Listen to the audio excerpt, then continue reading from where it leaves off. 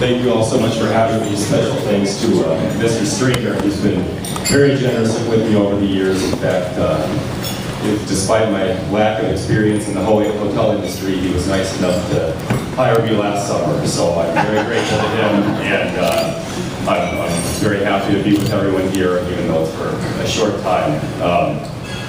Before I get started, I'll let you all know that I had my wisdom teeth pulled out a few days ago, so if I start drooling or anything like that, just give me a sign. I'll stop it. As Mr. Stringer said, I'll be attending Notre Dame in the fall. I picked it because it's a relatively conservative law school, and if you didn't notice, those are pretty hard to find these days. And I had the opportunity to intern with Senator Lee this past summer in Washington, D.C., which was interesting.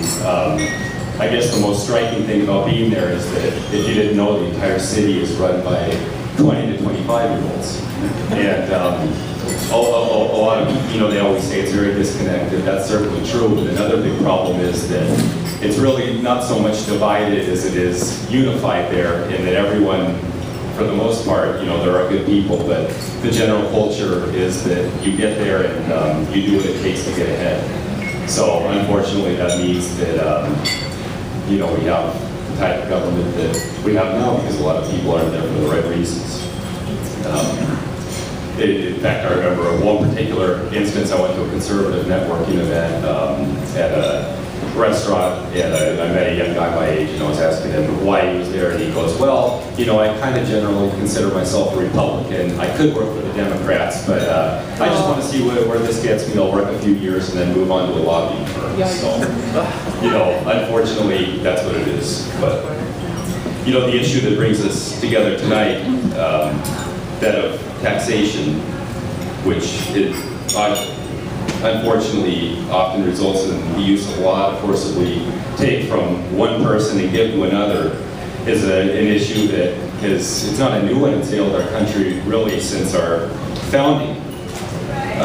In fact, it was the very spark that ignited the Revolutionary War. If you remember, King George and Parliament believed that as our rulers, it was their divine right to tax and regulate us as they pleased. That as their subjects, it was the duty of Americans to listen without question or dissent. Unfortunately, our founders advanced a very different truth, and that was that our rights as individuals do not come from the government, they come from our God. And consequently, they asserted that just government could only tax its citizens with their consent and to protect their natural rights. They ultimately won the war for independence and succeeded in securing for us a nation founded upon those principles. However, the fundamental debate from which it erupted, the battle over man's right to earn the fruit of his labor without the fear of exploitation, lived on. It resurfaced almost immediately after the British surrender, when individual states began using inflation to benefit borrowers at the cost of lenders. It metastasized itself in the extreme form of slavery, which Lincoln famously described as the philosophy of you work, I eat. It reoccurred time and time again throughout the 20th century as well, materializing itself most memorably during the showdown between Ronald Reagan and Jimmy Carter over an increasingly large government and the taxes and regulations that came with it. So this debate over man's right to keep the fruit, to reap what he sows is not a new one. Yet, despite our recurrent lessons, it continues to perpetuate itself today.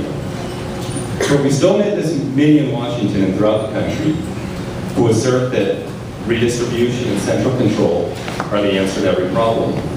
They tell us the free market is unfair, that it's a place where rich people take advantage of poor people, where businesses have to take advantage of their customers and exploit their workers in order to make a profit. But they can fix it all, they tell us, if we just hand over control to them. They can craft an ideal society and give us the lives that we could never give ourselves. It's an age-old tactic, but they maintain hope that we will forget the lessons of history and abandon ourselves to them. The good news is that people like you and I, organizations like the Citizens Tax Committee, see things very differently. We understand that the free market is an engine of economic liberty, of economic prosperity. We recognize it as a system that's not only effective, but just because it rewards hard work and talent. It allows the poor of today to become the rich of tomorrow, something that has become known as the American miracle. And every one of us knows that the beauty of our nation and the meaning of our lives extends far beyond the sphere of money. That as children of a great and powerful God, we have a duty to love one another and to use our talents for the good of others. But without economic freedom, all freedom soon vanishes. We've seen that time and time again throughout history. And as it fades, so does our ability to actuate the meaning of our lives. But unfortunately, it is fading. We look at Washington, we look around us, and I just look at many classmates from Hillsdale that I graduated with who today can't find a job in their field, or in any field for that matter. In fact, as we sit here, one of my best friends sits at home in Colorado, wondering whether 4 years of his life and thousands of dollars in debt were worth his time.